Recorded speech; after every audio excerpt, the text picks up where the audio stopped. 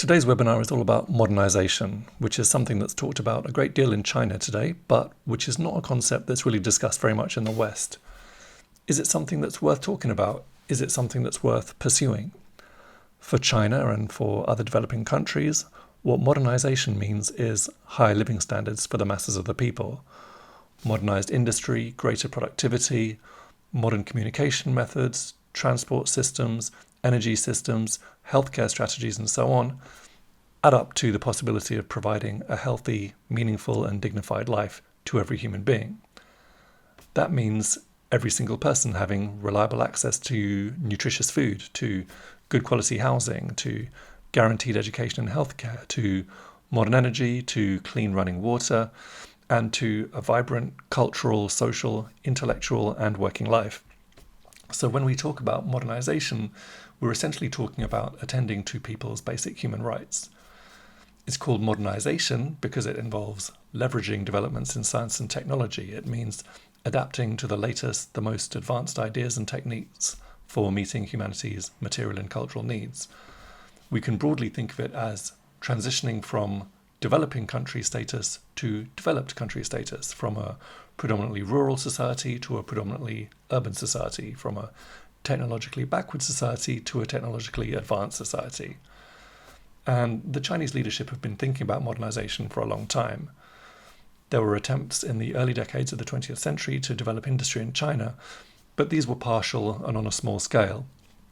China's modernization started in earnest in 1949 with the founding of the People's Republic, which led to the early construction of socialist industry with significant assistance from the Soviet Union, land reform, the dismantling of feudalism, and the provision of education and healthcare services to the whole population for the first time in China's history. In 1963, Premier Zhou Enlai proposed the four modernizations of agriculture, industry, national defense, and science and technology as a prerequisite for China's continued development. The implementation of that program was interrupted somewhat by the Cultural Revolution, but Deng Xiaoping made the four modernizations a cornerstone of China's reform and opening up from 1978, which process led to a rapid development of the productive forces and a corresponding improvement in people's living standards. More recently, the government has set a goal of basically realizing socialist modernization by 2035. This top-level objective incorporates a number of goals.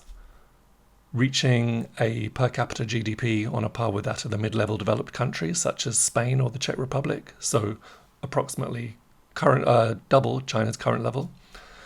Joining the ranks of the world's most innovative countries in the realms of science and technology.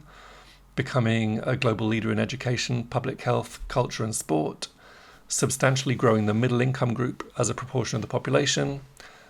Guaranteeing equitable access to basic public services. Ensuring modern standards of living in both urban and rural areas, ensuring that the people are leading better and happier lives, and steadily lowering greenhouse gas emissions and protecting biodiversity so as to restore a healthy balance between humans and the natural environment. Reaching these goals over the course of the next 11 years will constitute a world historic achievement and will represent a profound improvement in the living standards of the Chinese people. It will be a tremendous victory for socialism and for the whole developing world. China, of course, has developed a certain reputation for meeting its goals and for reaching its targets. It set a hugely ambitious target to eliminate extreme poverty by 2021, the centenary of the founding of the CPC, and it succeeded. It set a hugely ambitious target to reach peak carbon emissions by 2030, and it's on track to do so early, very likely this year or next. But how's it going to achieve its target of modernization? Modernization is notoriously difficult. The number of countries that have shifted from developing country to developed country status in the post-World War II era is tiny. It's essentially South Korea and Singapore, both of which are small countries whose development was actively stimulated by the imperialist powers as part of the Cold War anti-communist project. Mainstream modernization theory states that the key components are free market capitalism and parliamentary democracy, and there's no shortage of global south countries that have attempted to wave that particular magic wand, but none that have actually succeeded in modernizing. All too often, these efforts have led to chaos, poverty, and dependency. Given the failure of mainstream modernization theory to explain the enduring division of the world into rich and poor, advanced and backward, what people are left with is a largely unspoken but widespread and pernicious racism, an assumption that Europeans and the descendants of Europeans simply have some kind of natural flair for science, for technology, for progress. As Kwame Nkrumah, first Prime Minister of independent Ghana, commented, "In the era of neo-colonialism, underdevelopment is still attributed not to exploitation but to inferiority, and racial undertones remain closely interwoven with the class struggle." The unspoken truth is that the principal precursors of Western modernization are colonialism, slavery, and genocide, the conquest of the Americas, the settlement of Australia, the transatlantic slave trade, the colonization of India, the colonization of Ireland, the rape of Africa, the Opium Wars, the theft of Hong Kong. Meanwhile, Japan's rapid rise was facilitated first by its brutal expansionist project in East Asia, and then through its adaptation to and integration with the US-led imperialist system in the post-World War II era. This is what modernization theory doesn't tell us, but it does amply explain why modernization has proven so difficult for the Global South. Of course, China's modernization won't be built on these same foundations of colonialism, slavery, and genocide. That path is not available to China, and the Chinese people would never walk down that path, even if it were available. As President Xi Jinping has pointedly remarked, China will neither tread the old path of colonization and plunder, nor the crooked path taken by some countries to seek hegemony once they grow strong. China's development is driven by a socialist dynamic rather than a capitalist dynamic. China's rise hasn't been built on the basis of colonialism or imperialism, of expansionism, of the domination of other nations. China's economic success is built on a framework of socialism and of public ownership. So, what path will China's modernization take? China can't simply follow the West's prescriptions, but it does have certain advantages that have helped it and that will continue to help it. The foundations for China's modernization were laid down in the early decades of socialist construction. Imperialism was defeated and feudalism was dismantled.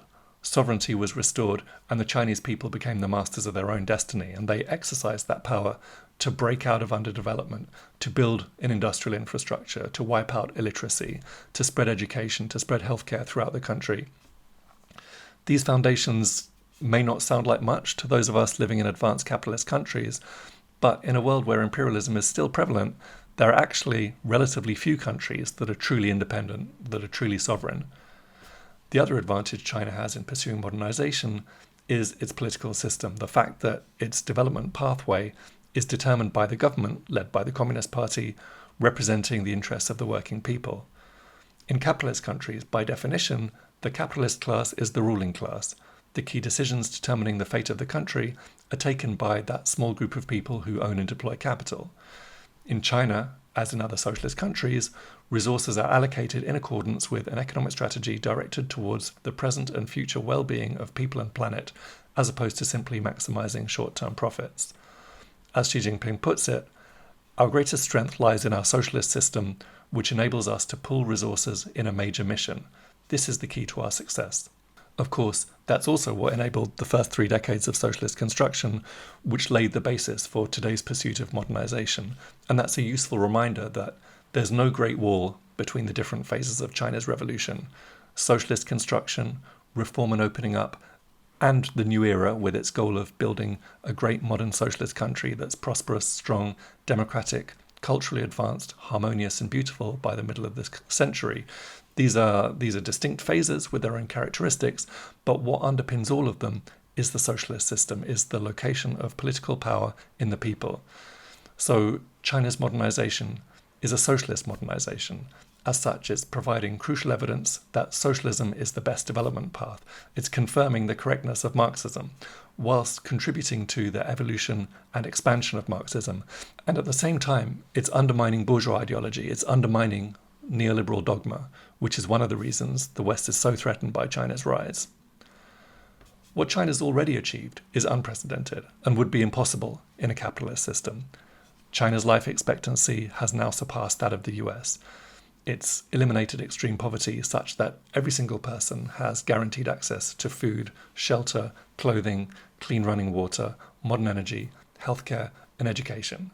China's already a world leader in renewable energy, in nanotechnology, telecommunications, electric vehicles, and in various aspects of computing and artificial intelligence. No capitalist developing country has achieved this.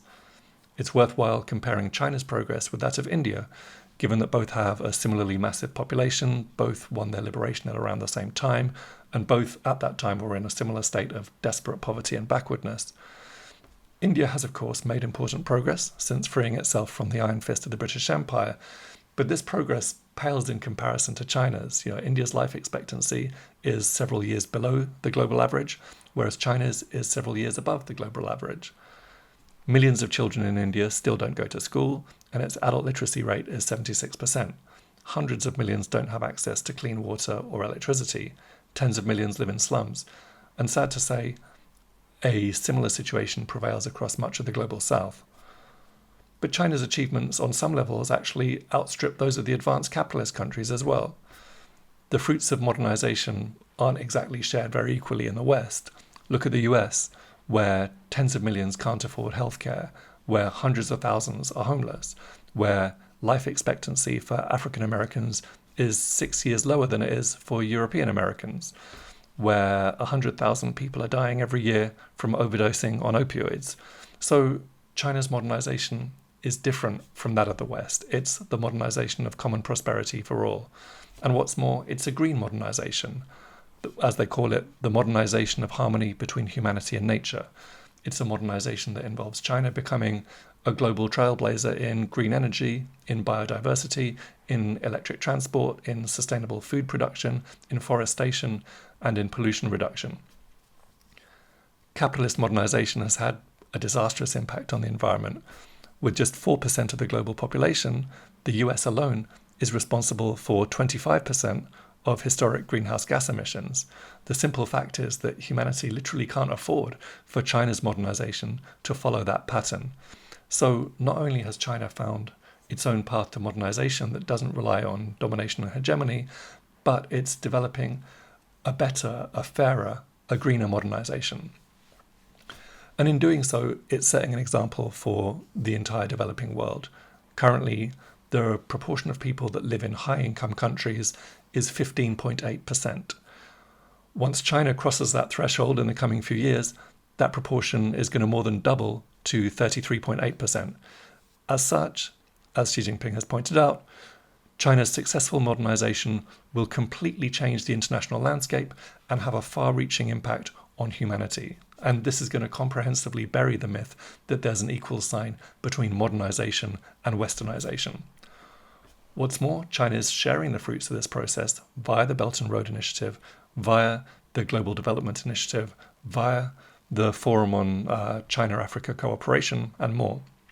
We can therefore safely say that China's modernization will be a historic contribution to the global socialist project, to the struggle against imperialism, and to humanity's shared goal of a peaceful, prosperous, and sustainable future. Thank you very much.